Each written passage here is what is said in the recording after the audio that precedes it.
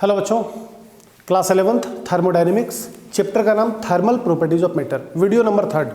पहला पार्ट में आपने देखा है heat, temperature, thermal expansion, anomalous behaviour of water, alpha beta gamma का रिलेशन। सेकंड पार्ट में आपने देखा है mode of heat transfer, conduction, convection, radiation, black body radiation, Stephen's law, Newton's law of cooling, black body radiation, इसके अलावा winds displacement law.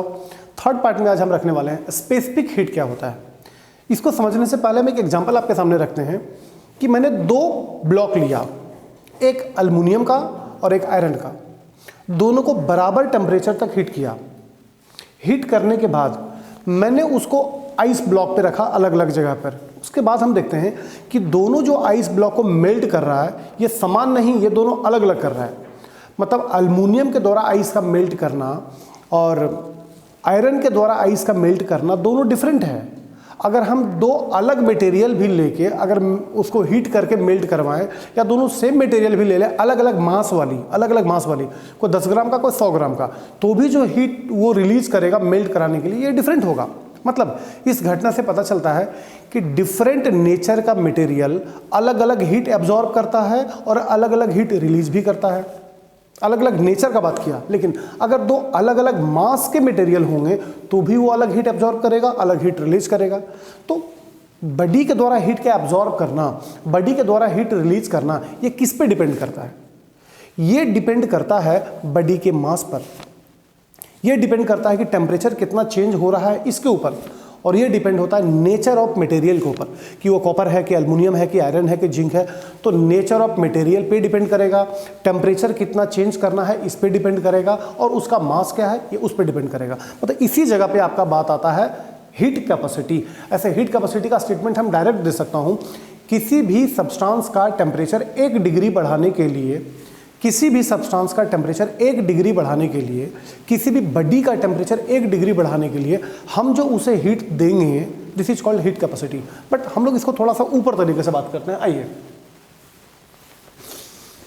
The amount of heat needed to raise the temperature of substance depend upon, the amount of heat needed to raise the temperature of substance depend upon its mass, its change in temperature delta T and the nature of material of the substance. तो अगर मानते हैं कि अगर मैंने उसको Q heat दिया, if Q be the amount of heat needed to produce a change in temperature del T of the substance, then heat capacity क्या होगा? केमिस्ट्री में हीट कैपेसिटी को डिनोट करता है कैपिटल C से, फिजिक्स में denote आप कर रहे हैं S से, बट वो कैपिटल C हो या S हो, दोनों हीट कैपेसिटी S से डिनोट कर रहे हैं। तो Q by del T, S is equal to Q by del T, या अगर केमिस्ट्री बात करेंगे तो C is equal to Q by del T. तो S is equal to Q by del T. अगर डेल टी हो जाए 1 degree Celsius, अगर टेम्परेचर चेंज अगर हमारा 1 डिग्री सेल्सियस का है, तो एस किसके बराबर? क्यू के बराबर। एस क्यू के बराबर या क्यू एस के बराबर। इसका मतलब क्या होता है? किसी बॉडी का टेम्परेचर 1 डिग्री रेज करने के लिए आप जो हीट दीजिएगा, आपके द्वारा जो हीट सप्लाई करी जाएगी, it is called heat capacity.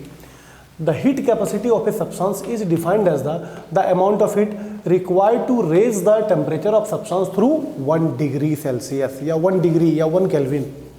अब इसका यूनिट क्या होगा? S is equal to Q by del T है, तो क्यू तो हीट है, हीट का जूल, डेल टी का टेम्परेचर, केल्विन पर केल्विन या पर डिग्री सेल्सियस, तो जूल पर डिग्री सेल्सियस या जूल पर केल्विन। डायमेंशन में क्या होगा? चूंकि ऊपर हीट है, हीट का डायमेंशन वर्क के बराबर, एनर्जी के बराबर, तो ऊपर है मेरा m1L2T-2 और नीचे से टेम्परेचर गया पर केल्विन, इट इज डायमेंशन। ये तो हो गया हीट कैपेसिटी। अब हमको सुनना है स्पेसिफिक हीट कैपेसिटी क्या होता है। A specific heat capacity, when a body heated then its temperature increase. अगर किसी बॉडी को हम हीट करेंगे, अब चूल्हा पे चढ़ाओगे तो उसका टेम्परेचर बढ़ेगा, और अगर उसी बॉडी को हम फ्रीजर में जाकर डाल दें तो उसका टेम्परेचर गिरेगा।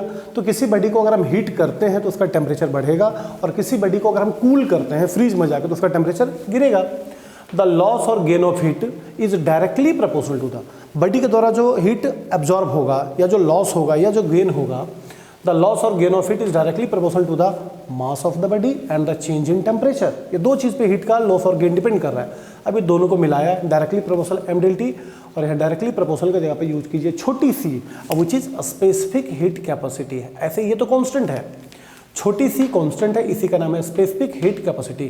तो Q is equal to M C del T, M C del T, M C del T, जहाँ m हो गया mass of the body, C हो गया specific heat and del T is the change in temperature. But अगर mass हम ले ले 1 ग्राम और डेल टी ले ले 1 डिग्री सेल्सियस, तो सी क्यू के बराबर या क्यू सी के बराबर। तो यहाँ से भी आप डेफिनेशन उठा सकते हैं, a specific heat capacity of a substance is defined as the amount of heat required to raise the temperature of 1 gram of substance through 1 degree, 1 gram of substance through 1 degree। इसका formula क्या हो जाएगा, C is equal to Q by M del T, C is equal to Q by M del T. तो Q का हो गया joule, मास का नीचे से ऊपर पर केजी और पर केल्विन, यानी जूल पर केजी पर केल्विन। और डायमेंशन अगर आप निकालिएगा तो Q में है m1L2T-2 और नीचे भी m है, तो m से m कटा तो m0L2T-2K-1। बट यहाँ पर एक बात करना है कि अलग अलग मटेरियल का स्पेसिफिक हीट का वैल्यू अलग अलग होता है। वो कौन सा सब्सटेंस है जिसका स्पेसिफिक हीट का वैल्यू सबसे ज़्यादा होता है?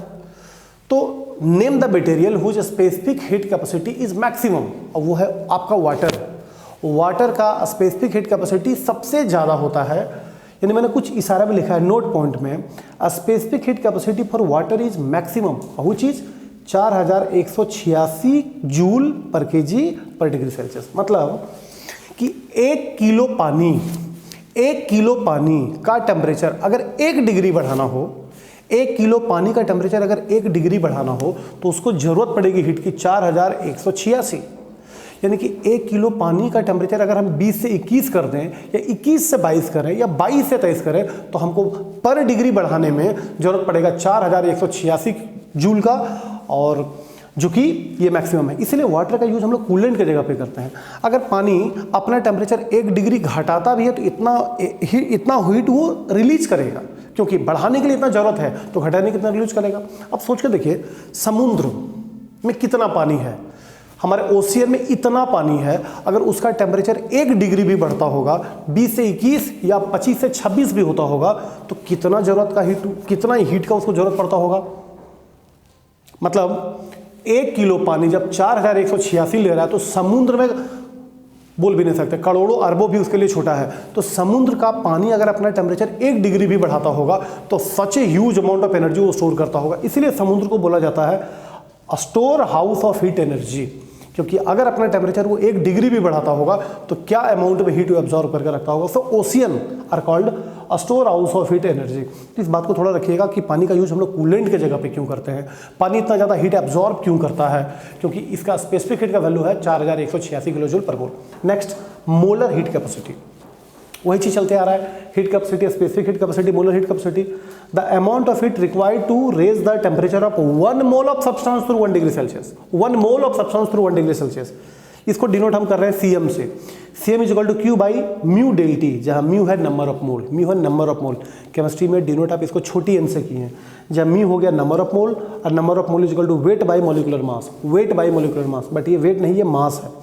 अब म्यू के जगह पे करते हैं वेट बाई मोलिकुलर मास, तो गौर करें Q, W और T ये तीनों क्या बना, Q है, W हमारा मास है, डेल T मेरा टेम्परेचर है, चेंज इन टेम्परेचर, और ये बन जाएगा हमारा छोटी सी, यहीं से देखिए बन रहा है छोटी सी, तो छोटी सी बगल में मोलिकुलर मास। तो एक रिलेशन हो गया, molar heat capacity is equal to specific heat capacity into molecular mass, और बगल में molar heat capacity is equal to specific heat capacity into molecular mass. ये आपका रिलेशन है स्पेसिफिक हीट और मोलर हीट में रिलेशन। अब इसका यूनिट क्या होगा, जूल पर केल्विन पर मोल, क्योंकि W बाई एम तो हमारा नंबर ऑफ मोल बना हुआ था, तो joule per kelvin per mole. और इसका डायमेंशन अगर हम देखेंगे तो जूल के जगह पे ला रहा है m1L2T-2, पर केल्विन नीचे से और पर मोल नीचे से, यानी कि ये डायमेंशन में 5 यूनिट यूज हो जा रहा है, m1L2T-2 K-1 मोल -1। तो ये तो हो गया heat capacity, specific heat capacity, molar heat capacity. अब बात करते हैं हीट कैपेसिटी 2 प्रकार के होते हैं, या स्पेसिफिक हीट कैपेसिटी 2 प्रकार का होता है, एक CP और दूसरा CV। CP heat specific heat capacity at constant pressure, माने टेम्परेचर 1 डिग्री बढ़ाना है, 1 ग्राम का सब्सटेंस भी है, बट प्रेशर कांस्टेंट होना चाहिए, प्रेशर चेंज नहीं होना चाहिए, सो ये CP कहलाया। और यहाँ पर वॉल्यूम चेंज नहीं होना चाहिए, तो ये CV कहलाया। CP CV में ग्रेटर होता है CP। सवाल है क्यों, why CP is greater than CV, why CP is greater than CV। अब समझिए, अगर CP है, प्रेशर कांस्टेंट है, तो वॉल्यूम तो कांस्टेंट नहीं है, तो वॉल्यूम बढ़ेगा। अब वॉल्यूम अगर बढ़ेगा तो एक्सपेंशन कर रहा है, और एक्सपेंशन कर रहा है तो मोर हीट रिक्वायर्ड। अब इसको समझिए, जैसे मान लीजिए अगर उसका वॉल्यूम, अगर प्रेशर कांस्टेंट है तो प्रेशर कांस्टेंट, तो प्रेशर कांस्टेंट रखने के चक्कर में अपना वॉल्यूम बढ़ा लेगा। अब वॉल्यूम बढ़ा रहा है तो मतलब एक्सपेंशन कर रहा है, यानी कि हमारे दिए गए हीट का वो दो यूज कर रहा है। पहला यूज तो 1 डिग्री टेम्परेचर बढ़ाना ही है और दूसरा एक्सपेंशन भी है। इसका मतलब अगर दोनों का टेम्परेचर हमको 1 ही डिग्री बढ़ाना है तो इसको हीट ज़्यादा देना पड़ेगा, सो Cp ग्रेटर होता है Cv से। अब दोनों में रिलेशन है Cp minus Cv equal to R, जहाँ R आपका गैस कॉन्स्टेंट है 8.314 जूल पर केल्विन पर मोल। एक रिलेशन और फिजिक्स के थर्मोडायनेमिक्स हम देंगे, Cp by Cv equal to gamma. Gamma भी एक कांस्टेंट है जो कि मोनोटॉमिक गैस, डायटोमिक गैस और ट्राइटोमिक गैस के लिए तीनों का वैल्यू अलग अलग होता है। मोनोटॉमिक गैस के लिए गामा का वैल्यू है 1.66 कांस्टेंट है, डायटोमिक गैस के लिए 1.40 और ट्राइटोमिक गैस के लिए 1.33। तो Cp minus Cv equal to R, R gas constant 8.314 joule per kelvin per mole और Cp by Cv equal to gamma, जो कि वैल्यू आपका अलग अलग है। अब एक ला रहे हैं कैलोरीमीटर क्या है, कैलोरीमेट्री क्या है। देखिए, थर्मामीटर से आप टेम्परेचर मेजर करते हैं और कैलोरीमीटर से आप हीट मेजर करते हैं। थर्मामीट्री टेम्परेचर पढ़ने वाला ब्रांच है और कैलोरीमेट्री हीट पढ़ने वाला ब्रांच है। तो कैलोरीमेट्री क्या है, सबसे पहले तो कैलोरीमीटर सुनते हैं, the device which is used to measure heat, used to measure heat, the device are called calorimeter and the branch of science या branch in which you study about the heat is called calorimetry. It work on the principle of heat loss is equal to heat gain, इस principle पे काम करता है। अब calorimeter होता कैसा है, एक होलो कॉपर सिलेंडर होता है, खोखला कॉपर का सिलेंडर होता है विथ लीड ढक्कन के साथ, इंसुलेटेड स्टैंड पे खड़ा रहेगा। इसमें एक लगा रहता है स्टीयर, हिलाने वाला चम्मच टाइप का। तो ये स्टीयर है, ये कॉपर सिलेंडर है होलो और लीड के साथ ही होती है। अब सोचते हैं अगर सराउंडिंग का टेम्परेचर ज़्यादा है, सिस्टम का टेम्परेचर अगर ज़्यादा है, सराउंडिंग का टेम्परेचर अगर कम है, तो सिस्टम हीट लूज करेगा सराउंडिंग की तरफ। अब इसको समझने के लिए एक मैथ का काम हम थोड़ा सा करते हैं। मान लेते हैं एक सिस्टम है A, दूसरा है B, इसका मास m1, इसका मास m2, इसका स्पेसिफिक हीट C1, इसका स्पेसिफिक हीट C2, इसका टेम्परेचर T1, इसका टेम्परेचर T2। लेकिन अगर T1 ग्रेटर हो T2 से, तो अगर T1 ज़्यादा हो T2 से और B को A के संपर्क में ला दें तो ये हीट लूज करेगा, ये हीट गेन करेगा। A हाई टेम्परेचर पे है और B कम टेम्परेचर पे है और A के कांटेक्ट में B हम ला दें तो A हीट लूज करेगा, B गेन करेगा। तो हीट लूज बाई A कितना, आप सुने हैं पीछे Q equal to MC del T, तो M1 C1 डेल T कितना, T1 माइनस T। क्यों, देखिए अगर दोनों को संपर्क में हम ला दें तो ये इस टेम्परेचर पे नहीं पहुंच जाएगा। अब तो सिंपल एग्जांपल है, अब एक गिलास गर्म पानी को एक गिलास ठंडा पानी में हम डाल दें तो जो मिक्सर का पानी आएगा वो अलग टेम्परेचर का होगा। एक गिलास गर्म पानी को एक गिलास ठंडा पानी में आप डाल दीजिए, मिला देते हैं दोनों को, तो एक नया टेम्परेचर बीच में बनेगा जो कि दोनों के बीच का होगा। तो हमारा T है बीच का temperature, M1 C1 T1 minus T, और E होगा heat gain by the system B M2 C2 T minus T2। और ये प्रिंसिपल बोलता है heat loss is equal to heat gain. अब दोनों को हम बराबर करते हैं, M1 C1 T1 minus T और M2 C2 T minus T2। अब इसको डब्बा बंद करके रख लीजिए, इससे अच्छे खासे न्यूमेरिकल बनेंगे। अगर हमको दोनों का मास पता हो और दोनों का स्पेसिफिक हीट पता हो और T1 पता हो T2 पता हो तो बीच का टेम्परेचर निकल जाएगा, या बीच का टेम्परेचर मालूम हो तो T1 निकल जाएगा। मतलब इसमें कुछ भी एक अननोन रहे तो उसको निकाल सकते हैं। जैसे क्वेश्चन हमारे पास है, 100 ग्राम पानी जो कि 10 डिग्री पर है उसको मिक्स किया 200 ग्राम पानी में जो कि 80 डिग्री पर है, तो मिक्सर का टेम्परेचर क्या होगा। एक बार क्वेश्चन फिर से, 100 ग्राम पानी जो कि 10 डिग्री पर है उसको मिक्स किया 200 ग्राम पानी में जो कि 80 डिग्री पर है, तो मिक्सर का टेम्परेचर क्या होगा। इसमें सेट कीजिए, M1 यहाँ था, C1 यहाँ था, C2। चूंकि दोनों पानी है तो C1 C2 काट दिए, क्योंकि दोनों तो पानी को ही मिक्स करना है। अब पानी का हीट कैपेसिटी कांस्टेंट होगा तो C1 को C2 से काट देते हैं। M1 बैठाया, T1 कितना 10 माइनस T, इधर M2 बैठाया 200, T माइनस T2। अब इसको सॉल्व करेंगे लेफ्ट राइट करके तो रिजल्ट आएगा 56.6 डिग्री, 56.6, यानी कि 10 डिग्री का पानी को 80 डिग्री में मिलाया, जबकि 100 ग्राम 200 ग्राम है तो मिक्सर टेम्परेचर आ गया 56.6 डिग्री। इट इज कैलोरीमेट्री और work on the principle of heat loss is equal to heat gain. अब थोड़ा फाइनली इधर हम लोग आते हैं, कुछ छोटे से लेटेंट हीट में आने वाले हैं। देखिए सबसे पहले चेंज ऑफ स्टेट, ये क्या होता है। आपने अक्सर पानी को बर्फ बनते देखा है फ्रीजर में, चूल्हा पे पानी को वेपर बनते भी देखा है, वेपर को कंडेंस होकर लिक्विड भी बनते देखा है। तो एक्चुअली हम लोग स्टेट चेंज होते देखे हैं, सॉलिड से लिक्विड में, लिक्विड से सॉलिड में, सॉलिड से गैस में, लिक्विड से गैस में, ये आपने देखा। तो converting one state to other state, एक स्टेट को दूसरे स्टेट में कन्वर्ट करना, it's called change of state. Melting क्या है, melting are the process, boiling are the process, condensation are the process, evaporation are the process. Melting, the process in which solid state convert into liquid state is known as melting. Freezing, the process in which liquid state convert into solid state, it is freezing. But एक है condensation. क्या है condensation? एक process है जिसमें गैसीय state convert होता है लिक्विड स्टेट में. और वेपोराइजेशन क्या है? जिसमें लिक्विड स्टेट कन्वर्ट होता है गैसीय स्टेट में.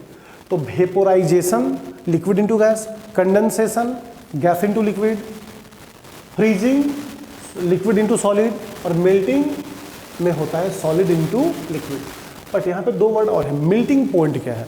The temperature at which any liquid start to melt, the temperature at which solid state of substance convert into liquid state. Melt करना तो गलना. सॉलिड स्टेट से लिक्विड स्टेट में अगर आए, it is called melting point. The temperature at which solid state of the substance convert into liquid state is called melting point. जबकि पानी का मेल्टिंग पॉइंट आपका 100 डिग्री सेल्सियस है. Boiling point, the temperature at which liquid state of substance convert into gaseous state called boiling point of the substance. तो melting point क्या है, boiling point क्या है? इसके अलावा melting, freezing, evaporation, condensation, actually ये सब प्रोसेस है. 7-8 में पढ़ा गया वो चीज़ होगा. नेक्स्ट, रिगलेशन क्या होता है? एक नया टॉपिक, रिगलेशन. एक आइस का ब्लॉक लिए, आइस का टुकड़ा, मतलब बड़ा सा टुकड़ा बर्फ का सिल्ली. एक वुडन ब्लॉक पे आप उसको खड़ा कर दीजिए. एक वुडन ब्लॉक पे हम इसको स्टैंड कर देते हैं ऐसे. और एक कॉपर का तार लिया, इसका दोनों एंड पे 2 वेट लगा दिया, और कॉपर के तार को सिल्ली, बर्फ के सिल्ली के ऊपर से आप डाल दीजिए. वेट नीचे लटका हुआ हो. तो यहाँ पर एक मैजिक क्या दिखेगा कि वो जो तार है धीरे धीरे उसको क्रॉस कर जाएगा. वो तार धीरे धीरे उसको क्रॉस कर जाएगा, लेकिन बर्फ 2 पीस में बटेगा नहीं. That's magic. ऐसा होता है? नहीं, यहाँ मैजिक नहीं, यहाँ साइंस है. होता क्या है, मैंने थोड़ा सा लिखा है. The copper wire passes through ice block. Copper wire pass कर जाएगा, नीचे वेट लगा हुआ है, दोनों कॉपर वायर के नीचे वेट है, कोई मैंने पत्थर बांध दिया है. The copper wire passes through ice block without breaking the block into 2 piece. 2 piece में कटे बिना ये पार हो जाएगा. नॉन एज रिगलेशन और रीफ्रीजिंग. आखिर ये होता क्यों है? इसके पीछे रीजन क्या है? होता ये है, देखिए, तार को अगर अपने बर्फ के सिल्ली पे लगाया, तो चूंकि तार काफ़ी पतला है, एरिया कम है, एरिया कम है तो प्रेशर ज़्यादा लगाएगा. तो प्रेशर बढ़ने से उसका मेल्टिंग पॉइंट घटा. Melting point of ice decrease with increase in pressure. तार पतला है, एरिया कम है, प्रेशर ज़्यादा है, मेल्टिंग पॉइंट घटा. तो तार के नीचे वाला जो एरिया है जहाँ पर प्रेशर बढ़ा कर रखा है, वहाँ लिक्विड मेल्ट हो रही है. और लिक्विड जब मेल्ट हो रही है तो तार आ रही है नीचे. तो तार तो नीचे आ गई, लेकिन इसके ऊपर का जो लिक्विड था या जो आइस था वो नॉर्मल प्रेशर में आ रही है, दोबारा फ्रीज हो रही है. तो इस टाइप से धीरे धीरे करके अपना प्रेशर बढ़ाते जा रहा है, मेल्ट कराते जा रहा है, तार नीचे आ रही है, लेकिन उसके ठीक ऊपर का जो पानी है वो फ्रीज होते जा रही है.